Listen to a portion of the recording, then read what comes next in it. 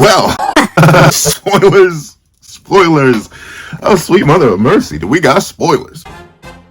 What's up, guys? Welcome to here, and here we are to do a breakdown in discussion and review of the chapter 200 and something. What is it? 243 spoilers for Jujutsu Kaisen. And golly gee willikers, fellas, this is let's just say there was an idiot survivor. Oh, there was an idiot survivor indeed. We got a hefty little chunk to talk about, so let's not waste any more time and let's hop right into it. What's up, guys? I got Punter here. Wait, I messed up. What's up, guys? I got Punter here, and I got it on me, and I keep it on me at all times. And I'm a little bit. I have thoughts. I have lots of thoughts. Most of them are concerning ones, and not in like that way. Not in that way. Like, don't worry, your boy's fine. But like a teeny tiny bit of concern. It's a little itty bit of it. It's a teeny tiny piece of it. But like I said, we got a lot to talk about. So we open up, and we do get to see that Takaba and Kenjaku are in fact taking the stage. Now, of course, a lot of this is completely untranslated. So unlike last chapter where I could do a lot of interpreting through the images, these two are just doing a stand-up comedy routine. And admittedly, you know, I've been to my fair share of comedy shows in my life, but like, I don't really understand it. I don't really understand it. They're making some funny faces though. We see that, well, here's the thing. I do have some loose translations. Hey, things will always happen. Are you free on Wednesday? Right now, we're already starting on free. See, so like, I got stuff like that. But once again, I don't fully understand the references or anything, so I'm just gonna wait until the chapter's fully translated. But with that being the case, we get, I'm assuming some of these guys are like comic legends, the people who keep popping up and laughing. I'm genuinely confused a bit. I know there's some like Kenjaku lore buried in here. Maybe? Once again, I don't know how much of this is Kenjaku and how much of this is just Takabaing. You know what I mean? Like, apparently, according to the rough translations, there's something about Kenny not having like a dad, and his mom was nice, but then again, I don't think that's Kenny. Like, unlike the last chapter, it doesn't seem like we have any internal monologuing from Kenny, like explaining, okay, this is real, this is not real. So thus, like, this could just all be Takaba nonsense, because Takaba's still like mind melding him. So I'm not sure how much to take this. Once again, it's the same issue I have with last chapter overall. Like, I love last chapter. If you couldn't tell by my absolute love of the insanity of that chapter, I still can't really tell how much I can take as genuine Kenny characterization and how much of just Takaba's like manipulating him. And sure, that's fine. Like, it's okay. In fact, the further my manipulation of Takaba is just as interesting as Kenny characterization.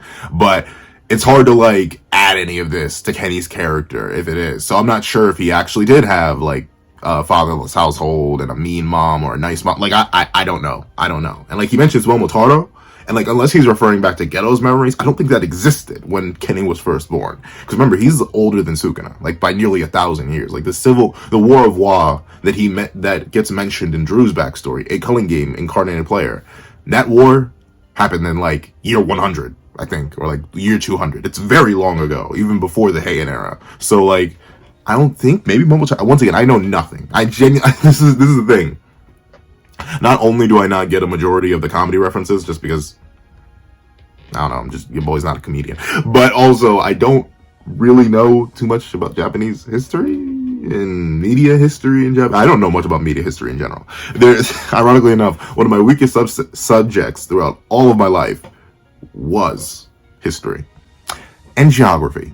Don't put a map in my hands and ask me to tell you where to go. We will end up lost. I promise you that. I promise. You could literally draw a line out on a map and be like, follow this line. I will take us in the exact opposite direction. It is like a law of the universe. I cannot read a map to save my life. But with that being the case, we see Takaba and Kenny. They're performing their bits. And once again, I'm assuming all these people who are popping up are famous comics of some sort, because they keep swapping out. And notably, like, none of them are actually speaking. It's very consistently, well, no, we do have a thought bubble from this one guy, maybe? It seems like it's Kenny and Takaba just going back and forth. And we see they are somewhat having a good time, right? And they're playing off each other well, at least once again from the images and the loose translations.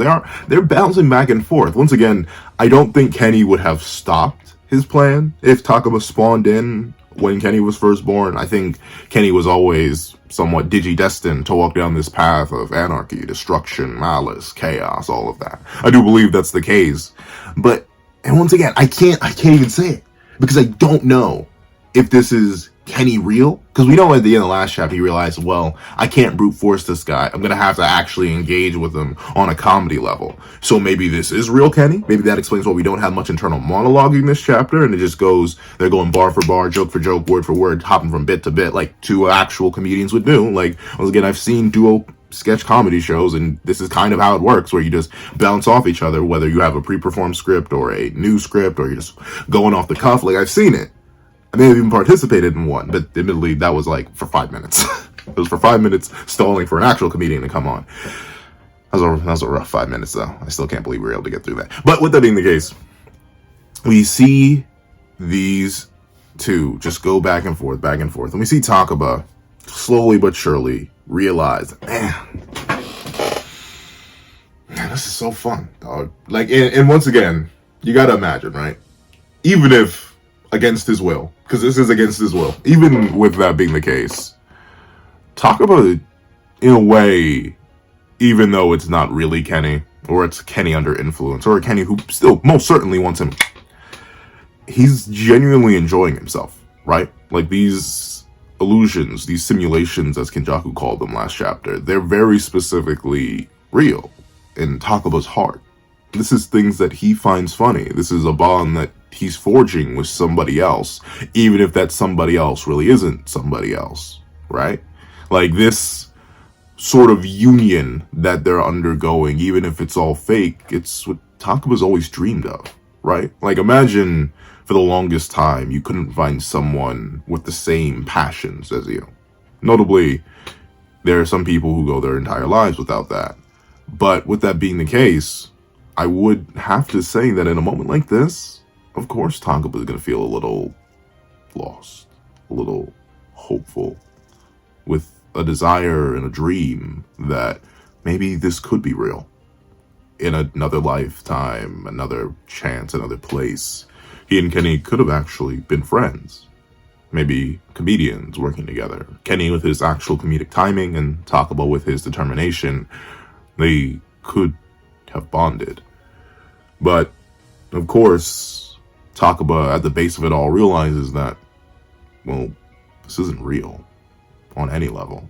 The stage, the comics that keep showing up, the raving audience, the anime girl. Which, once again, I maybe Gege does just have multiple art styles, though. Like, for some reason, I'm looking at these anime girls on this one page, and this just does not look like Gege's art style. Like, none of the things he's drawn ever looks like this, but maybe that's a reference in of itself. Whenever Gege switches art styles, like, there's one image that he drew of, like, Satoru Gojo. I remember looking at it. Someone brought it up to me on the live, and I was like, that's not Gege. Just because I'd never seen the man drawn like that before. Once again, there's a difference between, like, I gotta get this out every single week versus, Golly gee willikers, fellas, I can't just get this out every single week. I need to get this out for, like, fun or something like that. Or I need to switch up art styles for a joke. But with that being the case, Takaba acknowledges that fundamentally this connection he's forging, this world he's building, this fun he's having, it's all based on a lie. It's all based on something that could never be. And I think even deep down, Takaba of all people knows that Kenjaku's a monster. He's a terrible human being. He's only being restrained from slaughtering more innocent people because, well, Takaba's there. And ultimately, he could live in this little fantasy realm with Kenjaku forever. Never let him escape. Obviously, Kenjaku has no say in the matter. And with Kenjaku being able to just go along with him for eternity in this little dream world of his, hypothetically, he could stay there forever. And wouldn't that be a form of happiness? But it kind of goes back to an idea that I've always wondered. If offered a world of your dreams, where everything that you ever wanted was true, whether it be you being a multi-billionaire, whether it be being happily in love, whether it be having a family or a group of friends that would exist with you forever, unabated, truly immortal, just a world of dreams, would you be happy? Knowing that at the base of it all, at the core of it all, it's not real. Like, sure, It's tangible. It's physical. Takaba and Kenjaku are definitely interacting. They're consistently changing outfits. The world itself literally bends to Takaba's will. So for all intents and purposes, to some degree, it is real.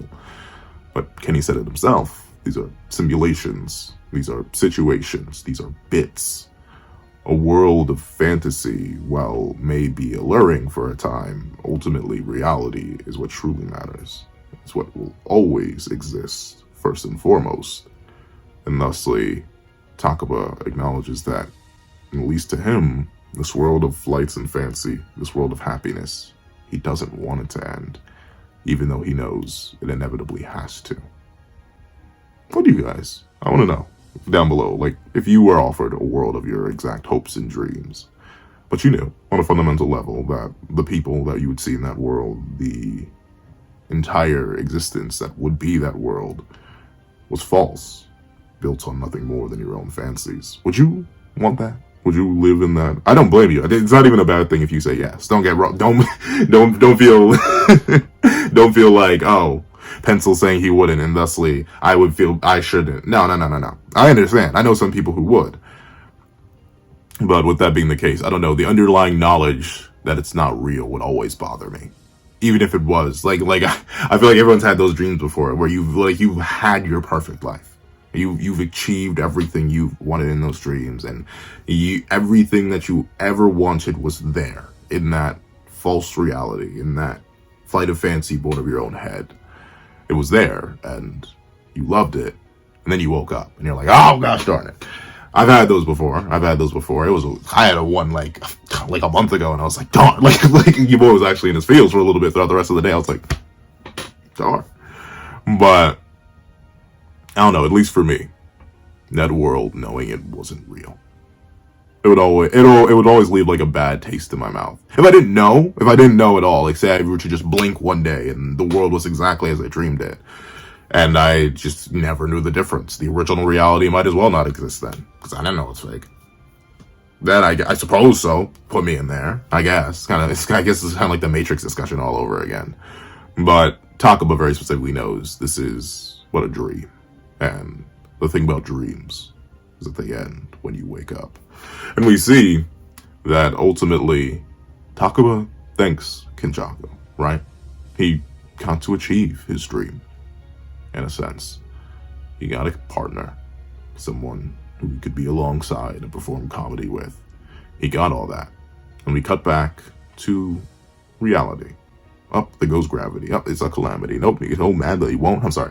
But with that being the case, we see that Kenjaku looks over Takaba, who's dressed in traditional ghost attire? Question mark. Like, once again, I actually don't know. Your boy generally doesn't know. But with that being the case, we see that Takaba's laid out. Folded hands and everything. He's got the little ghost on his head and stuff like that. And Kenny just looks down on him, right? Like, this is exactly what Kenny wanted, for a moment. He wanted freedom from that place. Obviously, he was taking damage and burning cursed energy, likely through RCT and stuff like that. So it wasn't a dream that could be maintained forever for Kenjaku. Because slowly but surely, even if he would never perish, the more damage he took, the more pain he would be and the weaker he would be if he ever did escape the dream. So this is exactly what Kenjaku wanted. And we look upon Takaba, and Kenjaku looks back and tells him that he was truly funny. Stand proud, Takaba. You're a comedian. I couldn't figure out like stand proud, Joko. You're strong. Like I can't think of a comparison. Stand proud, Takaba. You're funny. That's essentially what Kenny tells him. And once again, how much of this is genuinely real, I don't know. I'm not sure how much Kenjaku is still under the effects of Takaba, because nobody Takaba is not in his traditional fit, which would imply that this is still some sort of reality bending stuff. But they are in a real enough world. And considering how real this world is, we get a reality check quite quickly. As the man hidden in the shadows, someone we've been waiting months to see finally get in action, we see that Yuta Okotsu has arrived on the battlefield. Bro's butt And a little detail that I love about this whole interaction, Yuta doesn't even have his scabbard on him. The scabbard's not there. Like, notably, you would usually be able to see it, like, dangling off his hip, and, like, he wields his blade, especially in this panel, he's wielding it backhanded with his right. Like, he's about to draw it. So, like, you would see his scabbard typically on his left hip, but he doesn't even have it. He came sword only. And he proceeds to reel back. And this is interesting. This is some interesting art. I'm not exactly sure. It looks like Yuta appears behind Kenjaku, right? And it seems like the instant that Kenjaku said the mystical magical words that Takaba was funny, he was broken free of the false reality. Because then he notices Yuta. Because, like, Yuta can likely suppress his cursed energy as much as he wants, unless bro literally turns it all off, like Kashimo did under the water. He should be perceivable by Kenjaku, like, at all times. Like, this is a thing. But it seems like he wasn't. And we see Kenjaku, he goes for a full turn. Notably, he doesn't activate the gravity technique. And I've heard, like, I've seen and read, like, there's some rough translations that apparently Yuta was too fast for him, which is great. You know, I may have to take back all the Yuta slander. But this is weird, because, like, Kenjaku does a full turnaround, or, like, he goes to do half a turnaround. Yuta swings, and then suddenly Yuta's behind Kenjaku?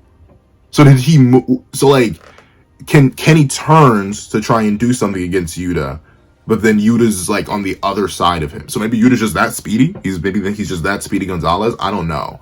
But here we have Kenjaku, a man for the longest time I've been claiming the main villain of Jujutsu Kaisen, struck down.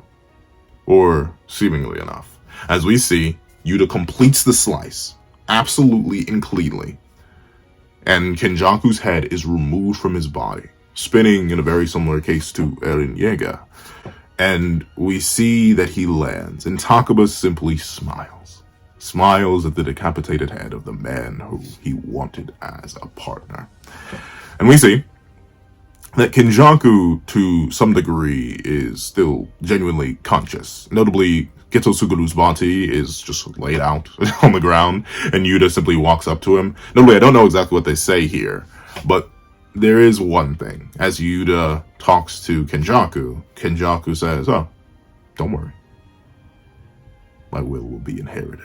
Now, this is, I have, once again, the review will probably have more deep and complicated thoughts, especially since they'll have the entire properly translated chapter as backup. That's typically what happens. These spoiler discussions, they're fun. And I really like doing them because they get my, like, rawest thoughts. Well, the rawest thoughts would be if I did, like, a live reaction to the spoilers, which I'm thinking about doing for the patrons. I'll see. For the patrons and members, I may start, like, pulling up the spoilers in a typical live reaction format, trying to do it like that. But for this,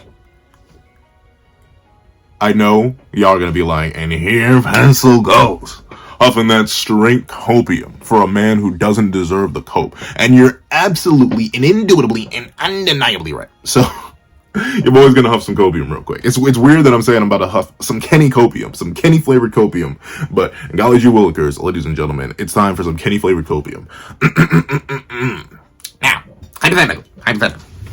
If I were to be huffing copium, completely ignoring the first fact. Well, actually, before I start huffing copium for Kenjaku, let me say this. Let me tell you what my base reaction was when I woke up and looked at the spoilers and saw Kenny just decapitated. Slightly disappointed that we didn't actually get a proper rematch between Yuta and Kenjaku. That is what I was hoping for. Am I mad at Yuta sneaking Kenjaku? I was for like half a second, but you're looking at a guy who completely understands why they did that.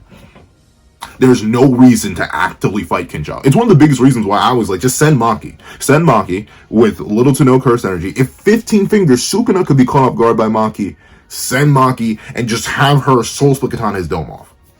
I've mentioned that before. That's the smartest way to deal with Kenjaku. You don't actually want to fight Kenny because you never know what Kenny can do. It's one of the biggest things that I was consistently worried about whenever Kenny was doing the Kenny things. And thusly, I'm perfectly fine with how they decided to take out Kenjaku. Like, just on a logic level, absolutely. Makes perfect sense. It's the same reason why, like, I'm sad that Kashimo didn't get an extensive fight against Sukuna, or at least be able to hit True Form Sukuna once, after we waited so long for his curse technique. But, once again, why I don't necessarily mind it, and you saw me defending it in the review, and even in the whole breakdown of Kashimo's death, the reason I didn't mind it then, and the reason I'm not too mad about this now, is because it's the most realistic scenario that would happen. of course Kashima would get low diff by True Form Sukuna. Of course, if the cast had the chance, then they would take out Kenjaku as smoothly and as butterly as possible. And this is even better on a long-term front, because ignoring what Kenny says at the end of this chapter, I'm not sure, are we on break? I don't think we're on break, so which is good, you know, get more chapters next week. But with ignoring that, Yuta now can still use his 5 minutes on Sukuna. That's a big thing. Because one of the biggest reasons I was worried about Yuta actually fighting Kenjaku is that 5-minute timer. Even if Yuta managed to win, right? Let's say he bulked through the barrierless domain, he bulked through the Giga Curses, he bulked through the gravity technique, and whatever secret third technique that Kenny was supposed to have, or Yuki theorized he had, then there was still the hypothetical issue of Yuta burning his 5 minutes. And sure, maybe he could like refresh his CT using RCT after watching Gojo and Sukuna do it. But I'm not sure how that would work, because they were refreshing their burnt out curse technique after a domain expansion, versus Yuta, unless he used domain against Kenny, him refreshing his technique would do literally nothing, because it's like, it just has he has 5 minutes. Like, I'm not sure how he would like re-up that with RCT. But that was the thing I was wondering. So them taking out Kenny is fine in this sense. I feel like it's slightly anticlimactic. I thought we were going to build to a proper climactic battle between Kenjaku and Yuta, kind of like essentially the what if of what if Geto actually had all his curses, what if Yuta was actually at full power and under proper control of his abilities. I thought we were going to get an actual proper battle. Maybe not too long, I understand. Nothing in the series, maybe, I don't know. Really depends on how long this goes from now on, because I know Gege said he's not playing to end this year, and once again, we're at the end of November, so how much longer do we have? Can he get another chapter out this month? Calendar, I summon thee! I genuinely cannot find the calendar. That is a calculator, not the calendar. Calendar, please, stop hiding from me. Thank you. So we'll get one more chapter, at least spoiler chapters, if we're not on break next week, this month. And then 1, 2, 3, 4, if he doesn't go on break for the rest of the year. But I don't think, does Shonen Jump release during Christmas? I forget. But I don't see Gege ending the series with 4 more chapters. So this year is off the docket. He's not ending it this year. How far into next year he's ending it, that's still pretty up in the air, especially considering Kenjaku was taken out this easily. Because this was a fight that I was looking forward to just because of like all the concepts that go behind it. Like obviously it's Kenny, Sukuna, and Yuta. They're the only ones that have multiple techniques consistently in their kits. Kenny through curse spirit manipulation and all their different techniques, and Yuta through obviously copy and mimicry, and Sukuna through the black box technique. They're the only ones that have multiple curse techniques, and unfortunately, we never really got a multiple versus multiple battle. With Gojo versus Sukuna, it was one combo technique in the Limitless and the Six Eyes versus Sukuna, who had the combo techniques of Shrine and 10 Shadows. For realistically, any battle with Kenny in the past, like Kenny versus Yuki and Choso. Technically, you could argue Yuki and Choso working together was Star Rage plus blood manipulation, but when I'm talking multiple techniques, I'm talking multiple techniques fused into one person. Kenny had that, but obviously his opponents did it. So I'm low-key disappointed about that. I would have loved to see the true upper limits of curse spirit manipulation and have Yuta overcome it directly. But Yuta Sneakotsu, I'm not even mad at it. Logistically, that's the smartest thing to do, and hey, Yuta's just him. What can I say? If Kenny was easily and I get it, you know, it's a sword versus a fist, but like, unironically, well, I mean, it's his neck, right? And like, it's his neck being faced with a blade, and you could argue he's caught off guard. So there's definitely, and considering Yuta didn't want to fight him head on and want to sneak him, maybe there are arguments you can still make for Kenny being number 3. And you know what? I'm gonna hold on to some Kenny Copium for a while. But with that being the case, the fact that Yuta just went straight through a clean slice, like there's no resistance here. He couldn't use RCT in time. He couldn't activate any techniques in time. Yeah, I guess Yuta's just stronger in base than Yuki Tsukumo, which feels so weird to say. Like, I know Yuki only got 1 clean hit at full power. Remember, Yuta doesn't have access to a technique right now. He doesn't have anything. He just has a sword and his own physical base stats, and he was able to just cleanly decapitate Kenjaku. We may just have to like, especially if you go with the idea that Geto and Kenjaku have the exact same physical stats, Yuki Tsukumo is now the weakest special grade by like a long shot, and that's embarrassing.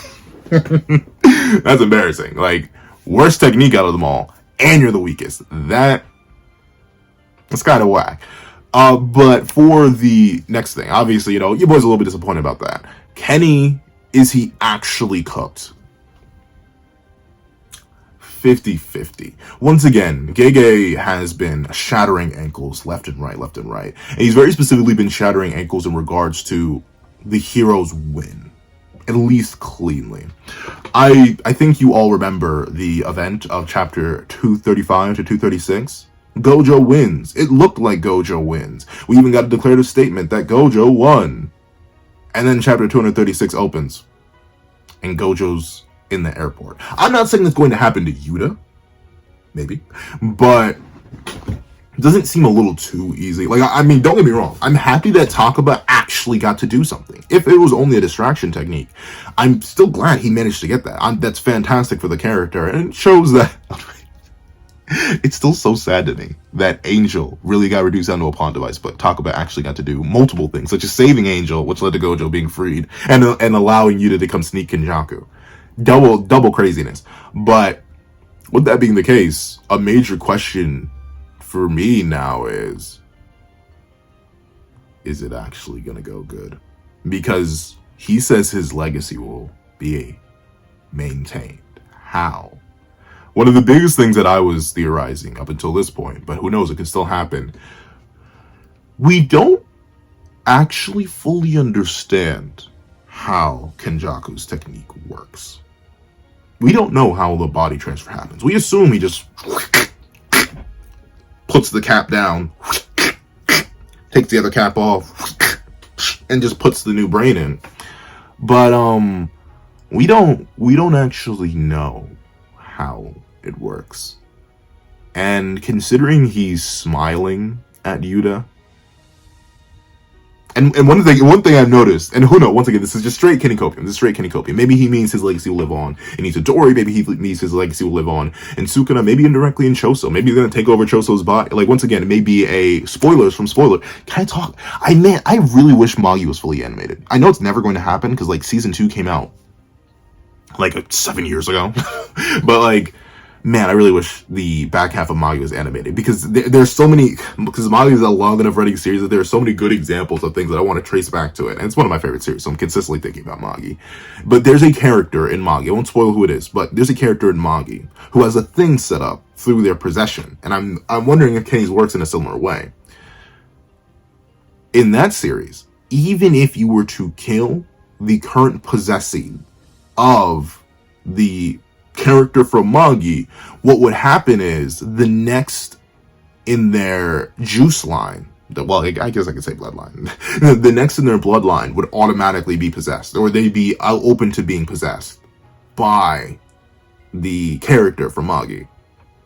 Can something like that happen here? Is Choso going to become a Kenjaku victim? Is Itadori going to become a Kenjaku victim? Is Sukuna going to become a Kenjaku victim? I don't know. That's the one thing I'm wondering. Number 2, the reason I thought Yuta could be the next vessel, and why I think, hypothetically, Yuta may still be the next vessel, even though he literally just decapitated Kenjaku, right? It should be over. Remember what the conglomerate looked like. Remember what it looked like. It looked like Rika. At least the husk of Rika that's left over. And who knows what would happen if Kenjaku were to get access to Yuta's body. But once again, though, if we don't know if that's going to work, he's literally decapitated. He's on the ground. That is one interesting thing, though. It appears that you can slay people in Takaba's presence. That was a thought that a lot of people had. Maybe he, like, just by existing around Takaba, he had pseudo-immortality. Maybe not. Unless maybe it's because Takaba closed his eyes or something. But Kenny seems actually cooked. But Kenny being cooked. So that's interesting. That's so interesting. Because then, I guess, if Kenny's genuinely cooked here, and let's say he's wrong about his legacy being carried on, I guess the merger doesn't have to happen? I guess Japan could be spared? I was always in the camp that it had to, and I still feel like it does. Especially since he says his legacy will still be inherited. Because another thing I do want to mention, once again, if you don't think that it's going to be the Magi thing where the next in the bloodline from Kenjaku gets possessed and taken over by him, and then he starts it, or you don't think that Yuta could somehow become a Kenjaku victim because we don't know the specificities of the body hopping technique. We really just don't. We assume it's brain to brain, but we don't know.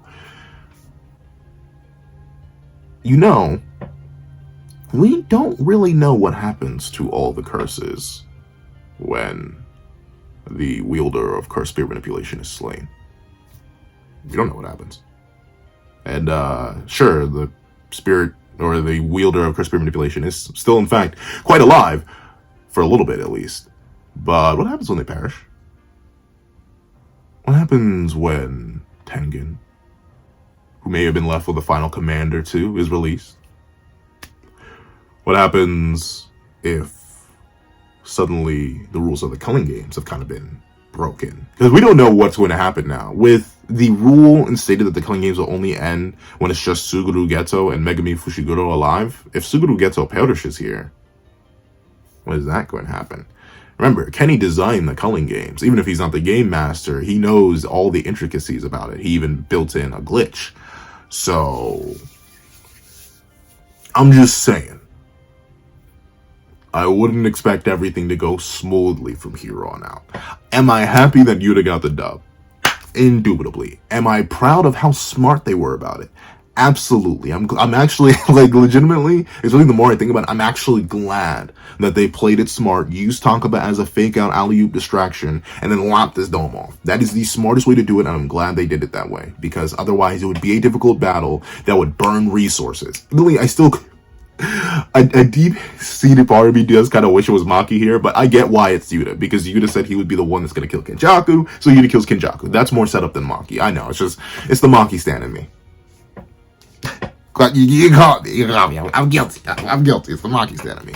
But, that being the case, I'm going to be skeptical. I'm going to appreciate the dub while it lasts, but I'm just saying, if 244 opens up, and things aren't looking too hot, whether it be the merger starting, whether it be Yuta taking over, whether it be Choso taking over, whether it be Itadori taking over, whether it be Sukuna doing something, something's going to happen.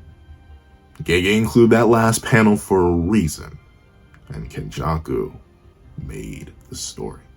However, those are my thoughts on the spoiler discussion. As you can see, the back half of the chapter really got me yapping a whole lot, even though I still can't read a single thing that it says.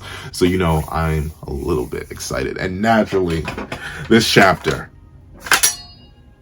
is most certainly worthy. WWW chapter. Like I said, have certain little disappointments because I wanted certain things, but hey, Gege, wrist still whipping, and a lot can happen in just one chapter. But with that being the case, I want to thank you so much for watching. If you made it all the way to the end of this video, please leave. No, see, because I don't want to advertently slander Yuta on this one. Yuta earned this dub. Yuta earned this dub. Because we've been clowning on Yuta for months, so he earned this dub. So let me think of a good one. Actually, now I guess since Satoru's gone, the strongest modern day sorcerer. Leave the strongest modern day sorcerer in the comment section down below if you made it all the way to the end of this video. I want to thank you guys so much for watching once again. Please remember to leave a like, share, comment, and subscribe, and make sure you hit that little notification bell so you do not miss out on any videos that come to the channel. Also, I do have a Patreon down below. You support for as low as $1 a month to get things like exclusive videos, early content, and more. You can also now become a member to the channel for as low as $3 a month to get these same perks and more. Some of those perks will include the live reaction to the very next chapter of to this chapter of Jujutsu Kaisen. Now, I want to thank you guys so much for watching once again, and I hope you guys have a wonderful day. This is Dago the Pencil, writing off.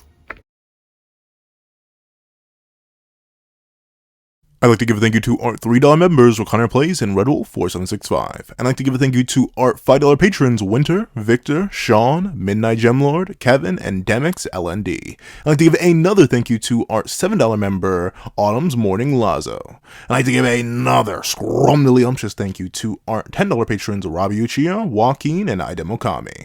I'd like to give another thank you to our $25 member, Alex Ice Rose. I'd like to give one final thank you to our $25 patrons, Igneo and Calvin Elder.